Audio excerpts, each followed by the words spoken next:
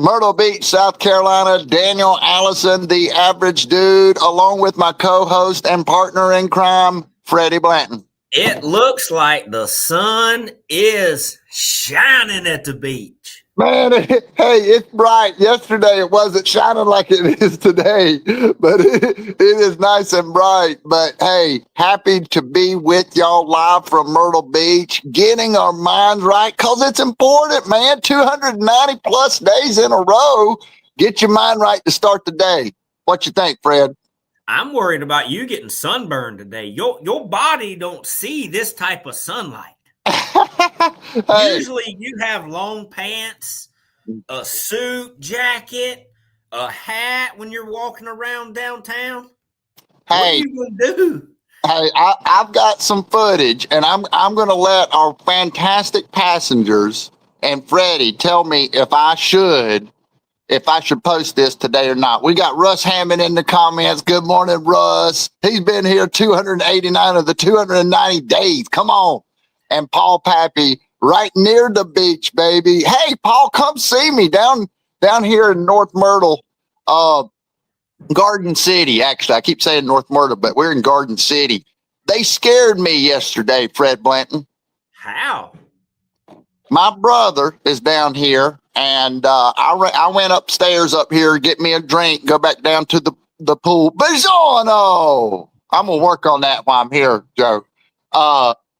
I went up here, got me a drink. I was coming back down, and my sister, and she's got all of this on tape. She's got this on tape. I'm coming back down. My brother dressed up like me. He put on one of my hats. He put on one of my shirts, and I came down the stairs, and then he said, "Hey, what's up, everybody? I'm the average dude." And he copied me. And it scared me, and they caught me on tape. I don't think that's fair. Do you think that family members should play practical jokes on you like that? Did you think AI had created a robot just like you? Hey, I will say it was very strange seeing my brother in my clothes. I didn't know if I liked that. He looks a little too much like me for that to be happening. Good morning, Antarctic Mike. Well, he probably filled him out a little better, didn't he? What's that? He probably filled him out a little better. Well, thank you for that. I'm at the beach. You're supposed to be good to me here at the beach. Look at Susmitha. Sun is shining bright and reflecting the light. Absolutely. I love coming down to the beach though, and seeing all of these stories of all these other folks that are doing the same thing. They're visiting the beach. They're having a good time. You love coming to the beach when your family lets you come, don't you, Fred? Oh, man, we used to go to Ocean Lakes a few times a year, which is a campground not far from where you are. But now that place is so packed, it's hard to get in there and move around. Yeah, it is. It's definitely changed through the years. And now Joe says something interesting. Joe says here, the average dude does not get scared. And of course, he's joking because I am kind of a jumpy guy. That's one of the things. If you have a lot of energy, you're kind of wound tightly. And you know that from F3. I see you smiling over there. Fred loves to. Has there ever been a time we were working out where I hid and tried to scare you? Yes. As a matter of fact, if you're ever running at night and half asleep and all of a sudden Freddie disappears, he's very likely hiding behind a column, getting ready to scare you when you pass. Oh boy. That's how our family expresses love. Oh, really? Yeah. Scaring each other. Oh my goodness. They'd have a ball with me. I'm the person that my family likes to watch scary movies with me because I scare so easily. So they want me in the room just so that I will respond to whatever's going on into the oh man. Doesn't make me look real tough, but you got to get over it. Hey, we're all scared. In the background. What's going on? I see nothing right now. By the way, I'm doing this. Back there making faces. Is he? I don't know. These are some crazy people. Hey, it wouldn't surprise me. But you know, Joe made the comment, and it kind of made me think about something. We are scared. You know, he said something about the average dude being scared, but sometimes we are scared. We're scared of failure. We're scared of being judged as less than perfect. We're scared to take action. We talked about taking action yesterday, and sometimes we don't want to take action because we're scared that it won't be the perfect thing that we want it to be. Have you ever felt like that, Fred? Oh yeah, and you just got to do it anyway, don't you? Yeah, you do. And you've been doing LinkedIn videos and things like that for a long time. You haven't always done those. And I remember you told me the story of hearing Gary Vee said, hey, you need to do a video. And the next thing you know, you were in the backyard doing your first video. And the next thing after that, you were posting it. Tell us about how that evolution happened. Well, it's just something that, you know, he was talking about getting attention. And if you want to be the expert in your space, you have to have attention. So go make a video or 10 or 20 or 100. That's right. And take some action. And you have to give up that idea that it's got to be perfect. Yes. Done is better than perfect. Wouldn't you agree? Yes. And I have a prime example of that from what I did yesterday evening. Talk to me. So I was selected to teach salesmanship. Ooh. For the Scouts, Troop 1, Spartanburg, South Carolina. Oh, baby, let's go. So I had about 14, 12, and 13-year-olds trying to teach them salesmanship. Salesmanship. That's quite the challenge. That is quite the challenge because, number one, they're not interested in it. And number two, they don't like it when they're not listening and I make them do push-ups. Oh, I like it. It sounds like a Freddie kind of coaching, teaching session. And there were a lot of push-ups handed out, 5 at a time. No pain, no gain, baby. If you were tasked with teaching salesmanship, and the first thing is explain the responsibilities of a salesperson and how a salesperson serves customers and helps stimulate the economy. You can get pretty deep on that for 12 and 13-year-olds, can't you? Oh my goodness, what a wonderful challenge. Because here's the thing, they always say if you can't explain it simply, then you don't really understand it. And it goes for technical things, but it also goes for whatever in the heck you do, and we're salespeople. Absolutely. So I tried to explain to them that about half of that room would wind up in sales, and they couldn't believe it. You know, I don't think they're either professional athletes, astronauts. One guy said he wanted to be a professional gopher hunter, which I said, you may do that, partner. Because there's not a bunch of people out here that's going to give you competition. Yeah. That's going to be his thing.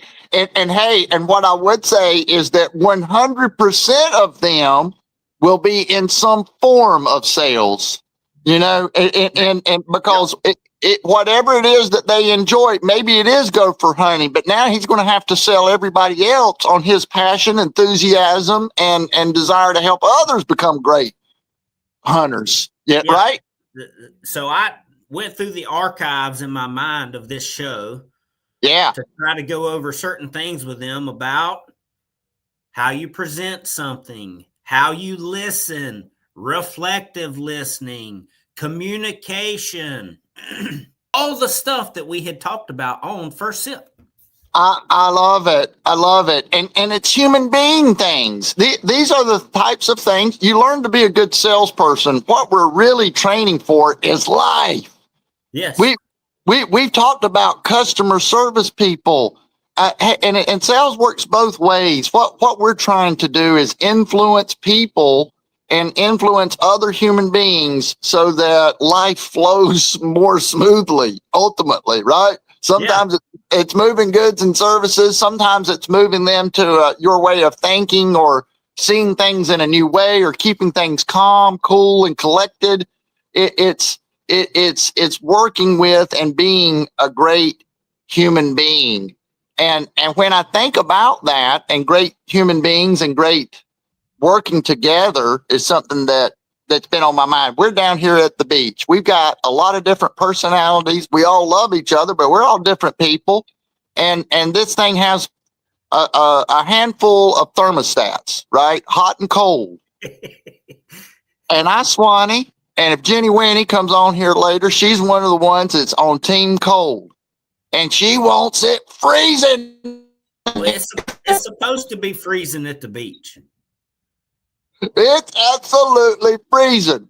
But my point is we work together, right? Hey, I brought extra clothes because I know some people like it freezing, and I don't want to be arguing over the thermostat. I'd rather be having fun out on the beach, Fred. Yeah. And if you're arguing over the thermostat, so my point is great teams work together well. They know that they're going to have these types of conflict. It might be the thermostat with your family, or it might be the water cooler with the Bobcat sales team or something. I don't know. But things that get us off. I talk too much. Anything pop into your head? Well, the word that you had brought up was perfection, right? Yes. And it made me think about last night. What I did was not perfect. Yeah. Because in my mind, I'm trying to figure out how to relate to 12 and 13-year-olds, even though I have a 12-year-old. Right? Well, what buzzwords will they actually remember? Yeah. So in the end, it was not perfect.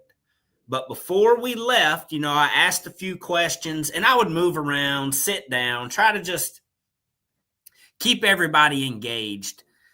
They actually listened a little bit. I love it. I'm thinking they may have walked away with some information.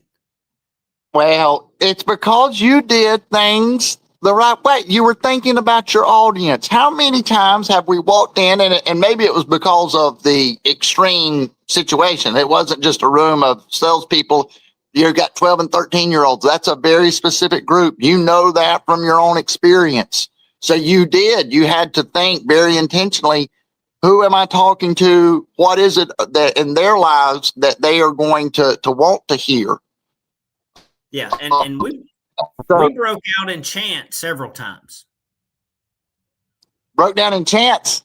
Yeah, we broke out in chants. We started off with a "We Are Troop One," had everybody chanting and fist bumping. Oh, one of the questions for me was where are Bobcats made? And I said North Dakota. And then we all started chanting USA, USA, USA.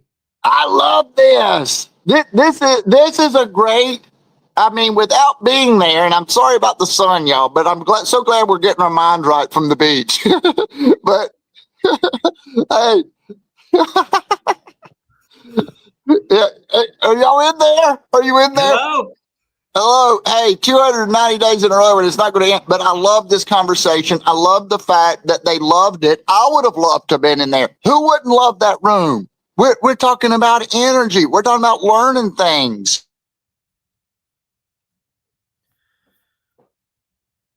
We're talking about sunshine, reflections, a frozen Danny Allison. We got a quote popped up here. Perfectionism is the voice of the oppressor, the enemy of the people. It will keep you cramped and insane your whole life. And that is the truth. None of us can be perfect. We can strive to do the best we can. And if we're operating at an 8 that day, be 100% of that 8. Give it your best. But being perfect, oh my gosh, is too much pressure. Too much pressure. Hey, 290 something shows. getting your mind right. Danny's at the beach. It's so hot, the sun has burned the connection. We will see you tomorrow live at 7:55. Let's roll.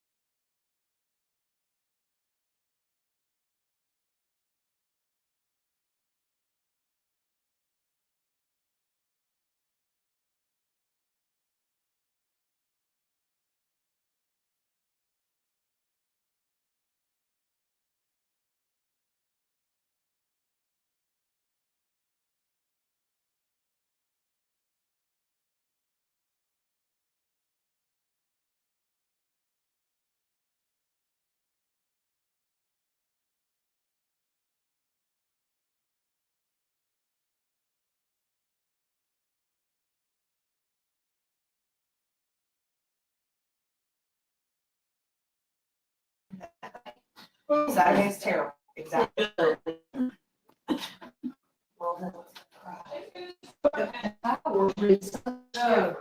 What is it going to be? What's the weather? I'm sorry.